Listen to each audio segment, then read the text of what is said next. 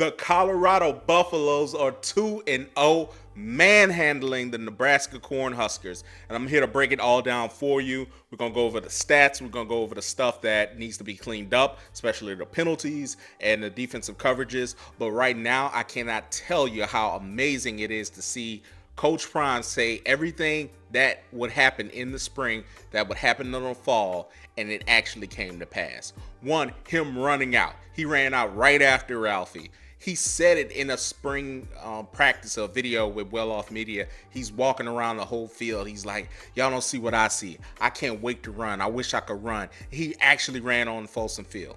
The stuff he was talking about months ago when he couldn't get around as much. He said, I can't wait to run on the field, and you don't see what I see. I see the stands packed with people, and it was packed the whole entire time. I've never seen a blowout where all the fans stayed on at a week 2 game and then flooded the field at Folsom. The Prime effect was in full effect. There were 53,241 folks at Folsom, and that was a record attendance in the last 15 years. They had not seen a crowd like that in the last 15 years. Amazing.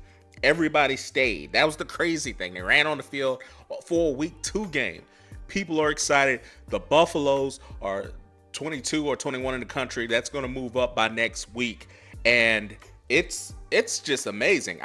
They were 1-11 last year. They've already doubled their output. They're now on 2-0 going into Colorado State. We'll break that down next week as a rivalry game, but I think we all know what's going to happen with that game. But let's just start with what I saw with the game notes. Okay, so I'll go through the first quarter, through the fourth quarter. The first quarter, the teams were filling each other out. Nebraska came out super aggressive. They really, to me, in my opinion, wanted to shut up all the talk. Like, you all have been talking all week. We can play with you all, and to me, that showed itself in the first and a bit of the second quarter. The first quarter was 0-0. And it was a slow game until the Buffaloes exploded with less than 5 minutes left in the second quarter. So they hit a field goal, and then they got a touchdown and quick 10 points. So to me, the Buffaloes were hanging back and forth with them. The Cornhuskers had something to prove, but then they started to separate themselves. And how they separated themselves was Shedeur Sanders. He is so calm in the pocket, bro. I love it. He has such experience and is a pro. He doesn't look like a pro. He is a pro. He ended the game with 31 completions on 42 attempts for 393 yards and 2 touchdowns. And if you're paying attention for his Heisman campaign, that's 901 yards and 7 touchdowns with no interceptions over the first 2 games. And this was a step up in competition. You could tell Nebraska's defense was more prepared.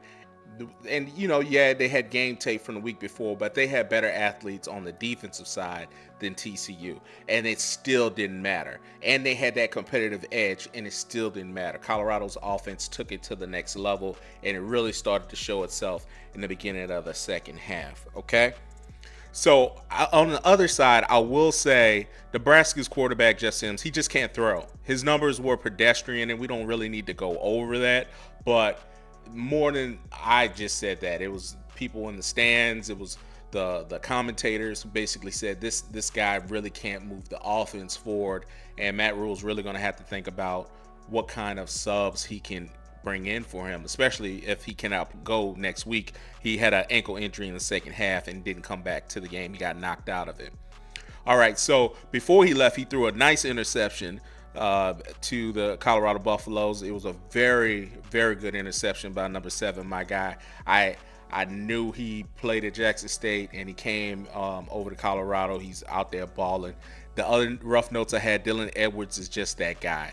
He crazy high pointed a catch when Shedeur had his arm hit, then had a crazy big run. He's a playmaker. Now, Nebraska did a great job of taking him away. He was nowhere near as potent as he was the week before, but you could tell it's there. If you take certain things away, Shedeur is just going to go to the next available outlet. And my goodness, was he threading the needle on a lot of these throws. And Xavier Weaver was the recipient of them taking stuff away.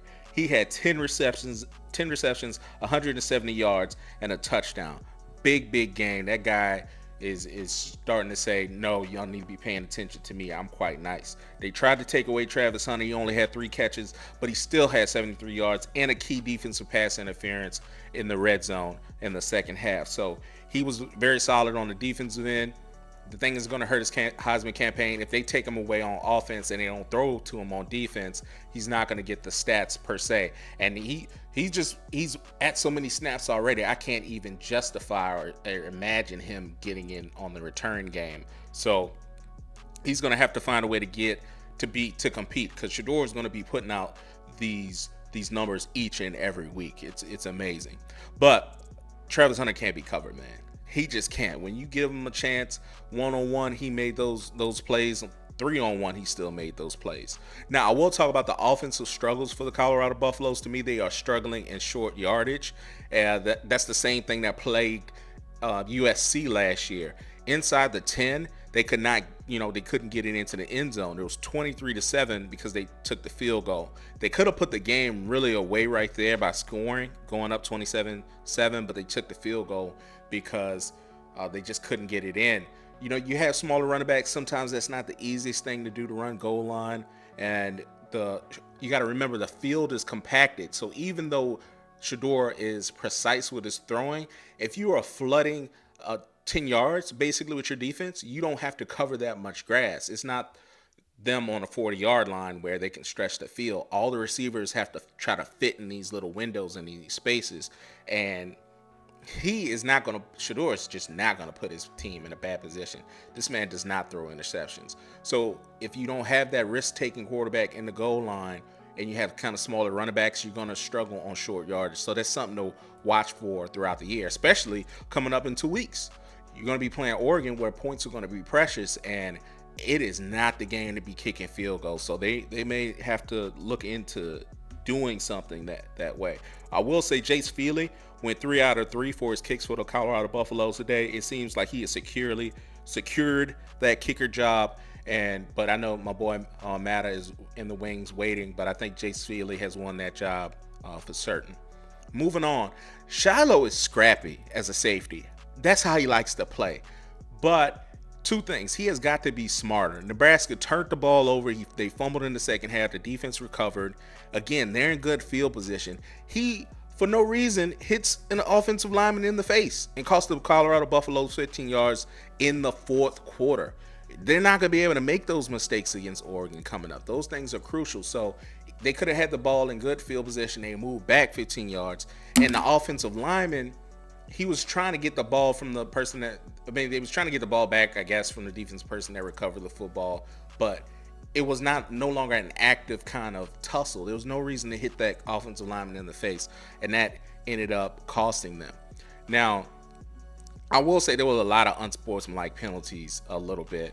Shedeur got one later on in a 2-point conversion.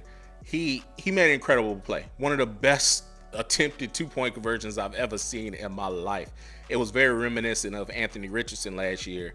If you remember, going against Utah, it was very similar to that, where he just kept the play alive and threw the ball. Now, the 2-point conversion didn't count. They said the ball hit the ground, but him taking off the helmet and he's excited about the play. That's an unsportsmanlike penalty. So now you don't have the points, and you got to give your opponent better field position. Again, it didn't end up ending up mattering, but it may matter down the line. So they got to make sure they clean those up. The other unsportsmanlike penalty, that was understandable. The refs didn't see the Nebraska person sling the teammate to the ground, and he was defending his teammate. I'm okay with that one. So at the end of the game, the defense really started to be dominant. They started knocking quarterbacks out left and right. Jeff Sims, like I said, got knocked out because of an ankle. Then they knocked out the second-string quarterback for a few plays, and a Purdy came up. I was like, damn, you got more Brock Purdy's around here? But he's a third-string quarterback. He had to come in, and then they basically ended the game. I will say the last note I had was I knew the Nebraska defense would be better than TCU. They had better athletes. It just didn't matter. Shedeur is making the difference for the Colorado Buffaloes. I cannot believe they are 2-0, baby. I mean, just like that. Just like that.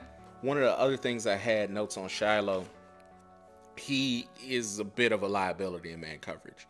And that's going to, the few throws Jeff Sims was able to complete, one of them was on Shiloh's man, and seeing him in person, I think that's the weakest part of his game, and that's the weakest part of Trevor Woods' game. So I think that's going to come into play in a few weeks. So they really got to shore those things up. They got to really do more man coverage for their safeties, because they're going to be tested really, really soon.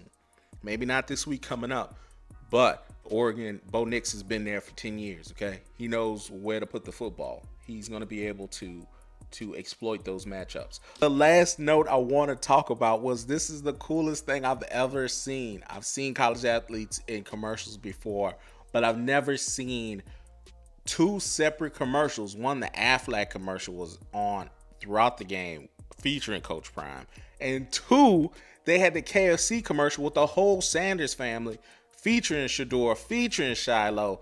It was just amazing. And then they cut back to the game. It was like, bro, this is insanity. This isn't just saturated Sanders insanity. And I've never seen anything like that before whatsoever. No matter how many commercials come on with people on it, it's very difficult for them, unless you're like Shaq, okay, and you're like in every commercial period.